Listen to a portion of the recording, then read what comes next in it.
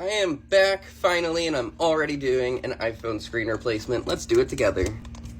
I can almost guarantee you that this iPhone 7 has an aftermarket screen on it already because it's not touching. Using this razor blade for technical purposes only. Here we go. Not a single piece of adhesive within this screen, and I don't know what branding that is, but shitty screen. And a screw.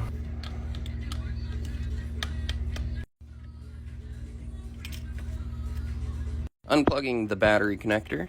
And now the screen connections. And now time for the earpiece connection.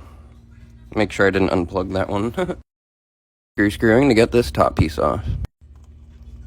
Very carefully removing this whole piece out. This grill is totally not supposed to come with it, but whatever. Now to get the irreplaceable Touch ID button out. Well, it's not a button, it's a touch sensor.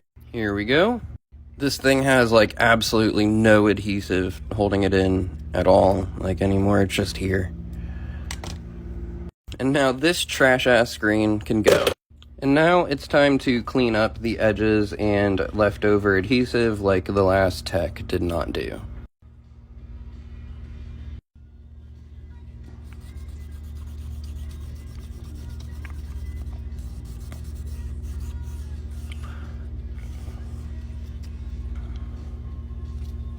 After a good bit of work, it's very clean. New adhesive goes on.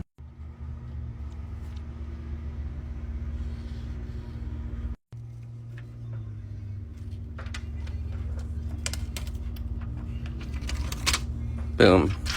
Gotta dress up our new screen. Oh, she's all ready for the ball. And time to put this whole phone back together. Cool. Time to close it up. Come on. Hello. There it is.